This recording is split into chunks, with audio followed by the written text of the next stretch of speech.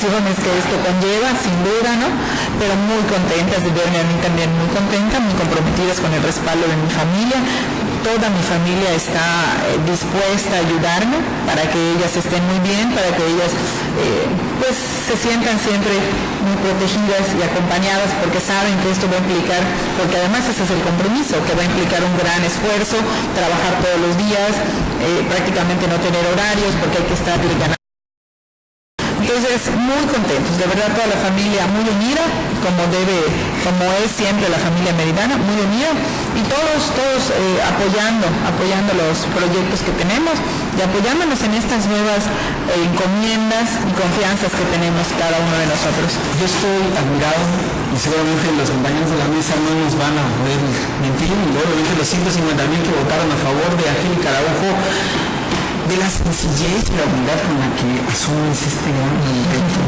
Yo la verdad, te voy a ser sincero, si yo fuera presidente municipal electo, la neta yo estaría un poquito soberbio, un poquito así como cantarón, cálmate, o sea, no me saludes así, ya soy candidato, ya soy electorado, pero de verdad que es una sensibilidad que yo creo que eso fue parte fundamental.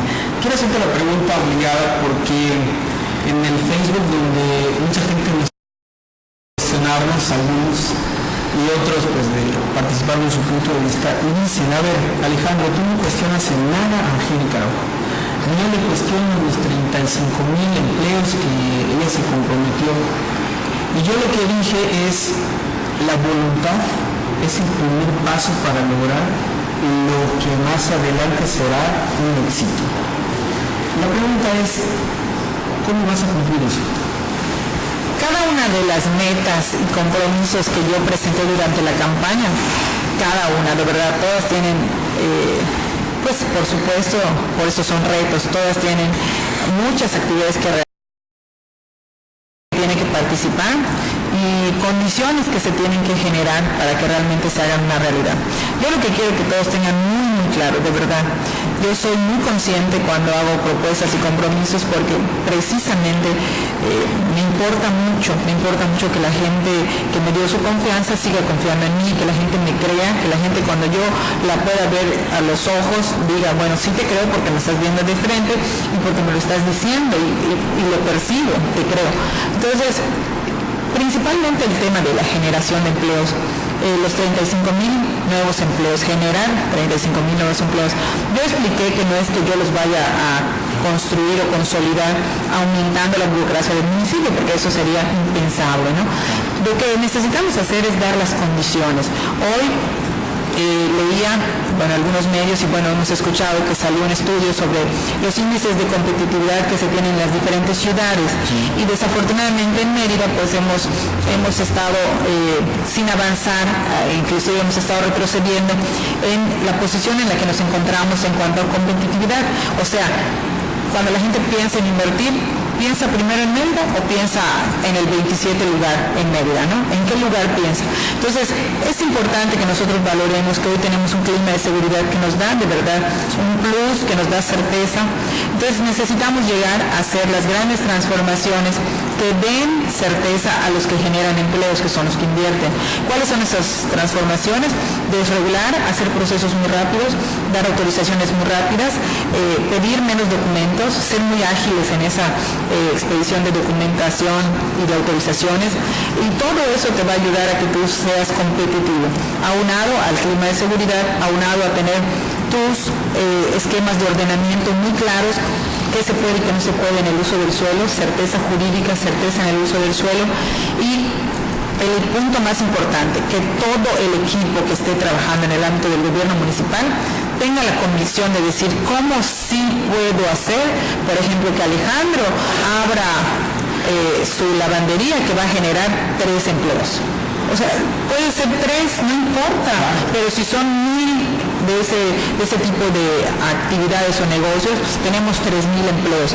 Y tratarte de verdad con la misma calidad, con la misma rapidez, hasta que venga alguien y me diga, bueno, quiero abrir un hotel en donde voy a tener 200 cuartos y eso me genera 1,000 empleos directos. Entonces, darles las condiciones, no permitir que nadie de verdad deje de invertir un peso o millones de pesos, porque yo, gobierno municipal, no le doy su permiso, le estoy poniendo trabas, le pido, no sé, 1000 documentos 5 veces, y con el ánimo de que sí, que no te digo, que en tu mes regresa dentro de 2, pasan 6 meses y no te he contestado. O sea, todo lo que hoy, además déjame decirte que no es algo que yo nada más haya vivido, es algo que me dicen todos los habitantes o muchos de los habitantes de diferentes condiciones y actividades económicas. Entonces, esa es la manera como vamos a generar los 35.000 empleos.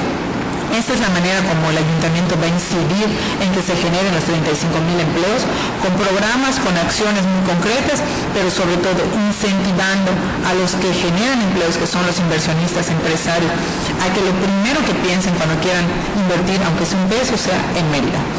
¿Qué opinión te merece? Me imagino que, ya has analizado el mercado San Benito, que funciona, pero la verdad es que funciona muy feo. Sí, en el tema de mercado, fíjate que es toda una zona, una gran intervención. Es una zona hermosa por su gente, por lo que se da, por lo que representa y porque de verdad sí, a mí es una zona muy rica en todo, en cultura, en gente, en toda la actividad. Entonces necesitamos nosotros hacer acciones muy concretas.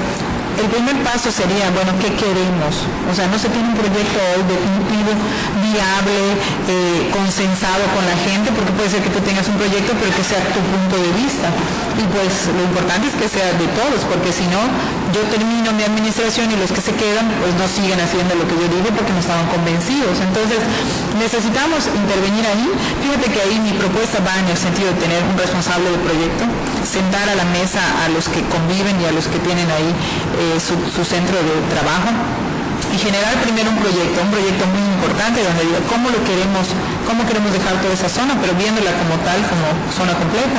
Y específicamente en el San Benito, yo lo que pensaba es que sí necesitamos hacer que la gente entre, que participe. Entonces hay que hacer un rediseño interno, y en la parte de arriba, que es la parte que menos se utiliza, mi propuesta, o yo lo que cuando dije, lo primero que tal vez se me ocurre aquí es hacer una estancia, una guardería enorme, muy grande, que pudiera servir para ayudar a todas las mujeres que hoy trabajan, que no tienen dónde dejar a sus hijos y que necesariamente van al centro porque, por ejemplo, viven en la Francisco y Madero, viven en Musay, pero trabajan en la Colonia México. Entonces van al centro y del centro se van a su trabajo. Entonces, que al llegar al centro puedan dejar ahí a sus hijos y de ahí se vayan a su trabajo, cuando regresen agarren a sus hijos y se vayan a su casa. Entonces, buscarle alguna alternativa, pero muy, muy grande, y de tal manera que necesariamente todos los días estén entrando a ese espacio y generarle alguna actividad o algún